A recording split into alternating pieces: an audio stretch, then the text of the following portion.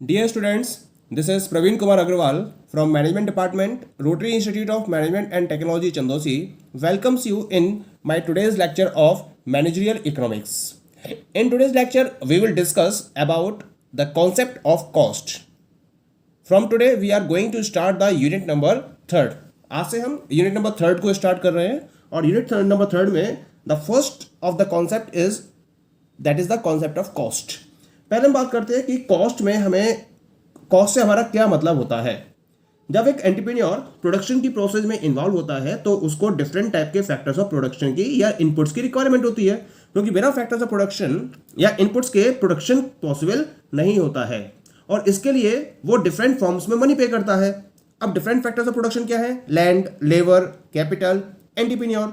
Land के लिए वो रेंट प्रोवाइड करता है, लेबर के लिए वो वेजेस प्रोवाइड करता है, कैपिटल के लिए वो इंटरेस्ट प्रोवाइड करता है और भी अदर इनपुट्स वो अरेंज करता है, जैसे रॉ मटेरियल है, पावर है, fuel, transportation, communication, insurance charges और भी बहुत सारे खर्चे होते हैं जिनके लिए वो अमाउंट पे करता है. तो प्रोडक्शन की प्रोसेस के लिए जो फैक्टर्स ऑफ प्रोडक्शन के लिए पेमेंट डिफरेंट फॉर्म्स में जो प्रोड्यूसर्स की तरफ से की जा रही है, that particular amount incurred is known as the cost of production. बिना इसके प्रोडक्शन की प्रोसेस को पॉसिबल नहीं किया जा सकता. तो all these money expenses completely are known as the cost of production. अब बात यह आती है कि कॉस्ट को हम किस तरीके से क्लासिफाई कर सकते हैं. कॉस्ट को क्लासिफाई करने के लिए मैंने 6 पर्टिकुलर टर्म्स में डिवाइड किया है, 6 कैटेगराइजेशंस में डिवाइड किया है इसको. The first one is the in terms of treatment, the second one is the in terms of nature of expenses, the third one is the in terms of traceability, the fourth one is the in terms of the purpose, fifth one is in terms of payers and sixth one is the in terms of variability. तो इस तरह से मैंने classification के reference में cost को 6 veg में classify किया है. पहले बात करते हैं इन टर्म्स ऑफ ट्रीटमेंट की. इन टर्म्स ऑफ ट्रीटमेंट कॉस्ट को 2 पार्ट्स में क्लासिफाई किया जा सकता है. The first one is the accounting cost and second one is the economic cost. अब क्या होती है अकाउंटिंग कॉस्ट और क्या होती है इकोनॉमिक कॉस्ट? अकाउंटिंग कॉस्ट का मतलब होता है these are the cost for which the entrepreneur pays direct cash for procuring resources for production. यानी कि कुछ पर्टिकुलर कॉस्ट ऐसी होती हैं जो डायरेक्टली पेमेंट किया जाता है एंटरप्रेन्योर्स की तरफ से. तो ऐसे जितने भी पर्टिकुलर पेमेंट्स या कैश में डायरेक्ट कैश के फॉर्म में एंटरप्रेन्योर्स की तरफ से फॉलो किए जाते हैं उनको हम अकाउंटिंग कॉस्ट में इंक्लूड करते हैं. For example, the particular entrepreneur is not having the land और उसको हायर करने के लिए उसने क्या करा, लैंड को हायर कर दिया और उसके लिए वो डायरेक्टली क्या पे करेगा, रेंट पे करेगा. तो ये किस में काउंट होगा? अकाउंटिंग कॉस्ट में इंक्लूड किया जाएगा. Clear? The next one is the economic cost. अब इकोनॉमिक कॉस्ट क्या होती है? These include money which the entrepreneur forgoes but would have earned had he invested his time, effort and investment in other ventures. ये वो cost होती हैं जिनको entrepreneur generally include नहीं करता है या फिर जनरली इन पर्टिकुलर खर्चों के बारे में एंटरप्रेन्योर भूल जाता है. लेकिन अगर इसको वो कहीं और यूज करता तो उसके एक्सचेंज में उसको मनी मिल सकता था, उसकी अर्निंग क्रिएट हो सकती थी. जैसे एग्जाम्पल के तौर पर लेते हैं, अगर एंटरप्रेन्योर के पास लैंड की अवेलेबिलिटी है तो उसको रेंट पे नहीं करना पड़ेगा. लेकिन अगर उसको लैंड हायर करनी पड़ती तो उसको रेंट पे करना पड़ता. रेंट पे करना पड़ता तो अकाउंटिंग कॉस्ट बन जाती. लेकिन क्योंकि उसके पास लैंड की अवेलेबिलिटी है तो उसे कोई रेंट पे नहीं करना पड़ रहा है. लेकिन अगर वो किसी और को वो लैंड रेंट पर देता तो उसकी इनकम जनरेट होती. तो ये किस में इंक्लूड होगी? This is included in economic cost. Suppose करिए कि उसके पास बिल्डिंग की अवेलेबिलिटी है, उस बिल्डिंग के बेसिस पर वो अपने पर्टिकुलर लेआउट को डिजाइन कर रहा है उस बिल्डिंग के अंदर, तो उसका रेंट उसे नहीं देना पड़ रहा है. वो खुद की स्किल्स यूज कर रहा है और खुद की स्किल्स के बेसिस पर अपने बिजनेस की डिफरेंट एक्टिविटीज को परफॉर्म कर रहा है और इसके लिए उसको किसी को हायर नहीं करना पड़ रहा है. तो ये भी क्या है? ये भी एक इकोनॉमिक कॉस्ट है. अगर उसने अपनी सर्विसेज कहीं और दी होती तो उसके एक्सचेंज में क्या मिलता? उसको मनी रिसीव होता. लेकिन वो मनी रिसीव नहीं हो रहा है, वो सर्विसेज कहां दे रहा है? वो अपने बिजनेस को प्रोवाइड कर रहा है. तो ये किस कॉस्ट में इंक्लूड होगा? It will be included under the economic cost. Point is clear? Now come to the second one. Second one is the in terms of nature of expenses. Nature of expenses के terms में इसको मैंने 2 part में divide करा है. The first one is the outlay cost and second one is the opportunity cost. अब पहले बात करते हैं आउटले कॉस्ट क्या होती है.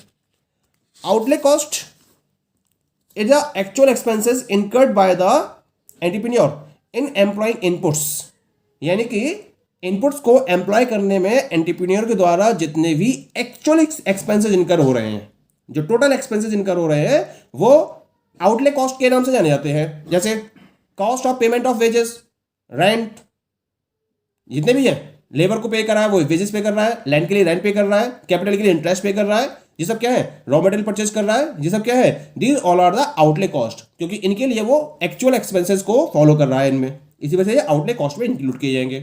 दूसरी होती है अपॉर्चुनिटी कॉस्ट। अपॉर्चुनिटी कॉस्ट क्या होती है? These are the incomes from the next best alternative that is foregone when the entrepreneur makes certain choices. जब आप प्रोजेक्ट्स में इन्वेस्ट करते हो या सिलेक्शन प्रोसेस की तरफ जाते हो प्रोजेक्ट्स के रेफरेंस में, तो उस पर्टिकुलर प्रोजेक्ट को सिलेक्ट करते हो जो आपको बेस्ट रिटर्न्स प्रोवाइड करने में कैपेबल होता है, लेकिन उसके रिलेशन में जो सेकंड बेस्ट ऑल्टरनेटिव होता है उसकी जो कॉस्ट होती है, जिसको आपने लेफ्ट कर दिया है क्योंकि आपने पहले ऑप्शन को सिलेक्ट करा है, तो उस पर्टिकुलर ऑल्टरनेटिव जो नेक्स्ट बेस्ट ऑल्टरनेटिव था, उसकी जो कॉस्ट है that is known as the opportunity cost. Point इसके लिए, तो आउटले कॉस्ट एक्चुअल एक्सपेंसेस हो गए, और जो अपॉर्चुनिटी कॉस्ट है वो नेक्स्ट बेस्ट ऑल्टरनेटिव की कॉस्ट हो गई, जिसको आपने छोड़ दिया है पहले ऑप्शन को सिलेक्ट करने की वजह से। Clear? The third one is on the basis of the traceability. Traceability के बेसिस पर इसको हमने दो पार्ट में डिवाइड करा है। The first one is the direct cost and second one is the indirect cost. अब बात करते हैं डायरेक्ट कॉस्ट क्या होती है। Direct cost are related to a specific process और product. They are also called traceable as we can directly trace them to a particular product, activity और process. यानी कि डायरेक्ट कॉस्ट से मतलब क्या होता है, ये किसी एक स्पेसिफिक प्रोसेस या एक स्पेसिफिक प्रोडक्ट से अटैच्ड होती हैं और उसको प्रॉपर्ली आप ट्रेस कर सकते हो कि किस पर्टिकुलर प्रोडक्ट से या किस पर्टिकुलर प्रोसेस से ये रिलेटेड है, और आप क्या करते हो, उसी पर्टिकुलर प्रोडक्ट की एक रिस्पॉन्सिबिलिटी बना देते हो और उसी पर उसको असाइन कर देते हो। Then such type of cost are known as the direct cost. और दूसरी तीन डायरेक्ट कॉस्ट क्या होती हैं? These are the cost which do not directly relate to a specific activity और कंपोनेंट ऑफ द बिजनेस। ये वो पर्टिकुलर कॉस्ट होती है जिसको आप किसी एक पर्टिकुलर एक्टिविटी या एक पर्टिकुलर प्रोडक्ट के ऊपर असाइन नहीं कर सकते हो। For example electricity is consumed by each and every production unit within the organization. Taxes जो पे किए जा रहे हैं इनकम पर, ये सब क्या है, इनडायरेक्ट कॉस्ट है। आपने रॉ मटेरियल परचेस करा, आप दो टाइप के प्रोडक्ट बना रहे हो, प्रोडक्ट ए और प्रोडक्ट बी। तो प्रोडक्ट ए के रॉ मटेरियल की रिक्वायरमेंट अलग होगी और प्रोडक्ट बी के रॉ मटेरियल की रिक्वायरमेंट अलग होगी। तो प्रोडक्ट ए में जो रॉ मटेरियल के एक्सपेंसेस हैं वो डायरेक्ट एक्सपेंसेस हो गए या डायरेक्ट कॉस्ट में इंक्लूड किए जाएंगे, या प्रोडक्ट बी में जो रॉ मटेरियल का कॉस्ट निकल कर आएगी वो भी डायरेक्ट कॉस्ट में इंक्लूड की जाएगी, क्योंकि इसको आप असाइन कर सकते हो टू अ स्पेसिफिक प्रोडक्ट और प्रोसेस। तो डिफरेंसेस के लिए now we are coming to the fourth one. The fourth one is in terms of the purposes. In terms of the purposes के बेसिस पर हमने कॉस्ट को दो पार्ट में क्लासिफाई किया है। पहला है इसके अंदर इंक्रीमेंटल कॉस्ट और दूसरी होती है इसके अंदर सम कॉस्ट। अब दोनों में क्या डिफरेंस है? Incremental cost are incurred when the business makes a policy decision. जब पॉलिसी डिसीजन को फॉर्मुलेट किया जाता है या पॉलिसीज को फॉर्मुलेट किया जाता है और उनके रेफरेंस में डिसीजंस लिए जाते हैं, तब जितनी कॉस्ट इनकर होती हैं वो सब इंक्रीमेंटल कॉस्ट के नाम से जानी जाती हैं। जैसे आप एक पर्टिकुलर प्रोडक्ट को प्रोड्यूस करो, एक प्रोडक्ट आपने क्या करा, डाइवर्सिफिकेशन को फॉलो किया और प्रोडक्ट लाइन को चेंज कर दिया। तो प्रोडक्ट लाइन में जो चेंज हुआ या नए कस्टमर्स को एक्सरसाइज करने के लिए आपने जो डिसीजन लिया या मशीनरीज को अपग्रेड करने का जो डिसीजन लिया, वो सब किसमें इंक्लूड किया जाएगा? That is included in the incremental cost. Point is clear? और दूसरा तो इसके अंदर that is the sunk cost. Sunk cost क्या होती है? These are the cost which entrepreneur has already incurred and can not be recovered again now. यानी कि जिन कॉस्ट को ऑलरेडी इनकर कर दिया गया है for running the business, firm के बिजनेस को रन करने के लिए जिनको आप ऑलरेडी इनकर कर चुके हो, वो क्या कहलाएंगी? वो सब सम कॉस्ट कहलाएंगी और इनको आप अगेन रिकवर नहीं कर सकते हो। जैसे आपने प्लांट एंड मशीनरीज को सेटअप किया, आपने एडवर्टाइजिंग पर डिफरेंट एक्सपेंडिचर्स को फॉलो किया, या आपने रॉ मटेरियल को परचेस करा, या जितने भी एक्सपेंसेस इनकर्ड करे जिनको आप अगेन रिकवर नहीं कर सकते, वो सब किस में इंक्लूड की जाएंगी? सम कॉस्ट में। तो डिफरेंस क्लियर हो रहा है? सम कॉस्ट में हम कॉस्ट को रिकवर नहीं कर सकते हैं और इंक्रीमेंटल कॉस्ट में हम पॉलिसी डिसीजन के रिलेशन में कॉस्ट को इनकर करते हैं। ठीक है, जिससे हमारे बिजनेस को एक इंक्रीमेंटल डायरेक्शन मिलती है। Point is clear? डिफरेंस भी क्लियर हो गया इनके बीच में। अब हम बात करते हैं, that is the fifth one, and the fifth one is the on the basis of the pairs, in terms of pairs. Pairs के टर्म्स में ये दो टाइप की कॉस्ट होती है। पहली होती है इसके अंदर, that is the private cost, and second is the social cost. Private cost क्या होती है? These cost are incurred by the business in furtherance of its own objectives. Entrepreneurs spend them for their own private and business interest. यानी कि जिन particular cost को business के further objectives को achieve करने के लिए इनकर किया जाता है, या फिर हम ये कह सकते हैं कि जो एंटरप्रेन्योर है वो अपने प्राइवेट और बिजनेस इंटरेस्ट को गेन करने के लिए जिन पर्टिकुलर एक्सपेंसेस को इनकर करता है वो सब किसमें इंक्लूड किए जाते हैं? प्राइवेट कॉस्ट में इंक्लूड किए जाते हैं। जैसे cost of production, sale, advertising, raw material, इन पर जितना भी खर्चा किया गया that is included under private cost. और दूसरा क्या है इसके अंदर? That is the social cost. Social cost क्या होती है? ये कॉस्ट सोसाइटी के द्वारा बियर की जाती है। It is the society that bears social cost for private interest and expenses of the business. अब बिजनेस है, बिजनेस अपने प्राइवेट इंटरेस्ट और बिजनेस के इंटरेस्ट के लिए जितने भी एक्सपेंसेस इनकर कर रहा है उसके एक पर्टिकुलर बैड रिजल्ट्स होते हैं, और उसकी जो कॉस्ट होती है सोसाइटी को बियर करनी पड़ती है in different forms. Just like जो प्रोडक्शन चल रहा है या इंडस्ट्रियल यूनिट्स चल रही हैं वो डिफरेंट टाइप के पॉल्यूशन को क्रिएट करती हैं। वाटर पॉल्यूशन है, एनवायरमेंटल पॉल्यूशन है, या एटमॉस्फेरिक पॉल्यूशन है, डिफरेंट टाइप की डिसीजेस क्रिएट होती हैं। इन सब की जो कॉस्ट है वो कौन बियर करता है? सोसाइटी बियर करती है। That's why it is known as the social cost. Point is clear? Now we are coming to the last one. Last one is in terms of variability. Variability के basis पर हम इसको दो parts में divide कर सकते हैं। The first one is the fixed cost and second one is the variable cost. Fixed cost क्या होती है? These are the cost which do not change with the change in the level of output. यानी कि आप level of output को चाहे decrease करे चाहे इंक्रीज करे या फिर लेवल ऑफ आउटपुट आपका जीरो ही क्यों ना हो, ये वो कॉस्ट होती है जो चेंज नहीं होती हैं। यानी कि लेवल ऑफ आउटपुट का इन पर कोई भी इफेक्ट नहीं पड़ता है।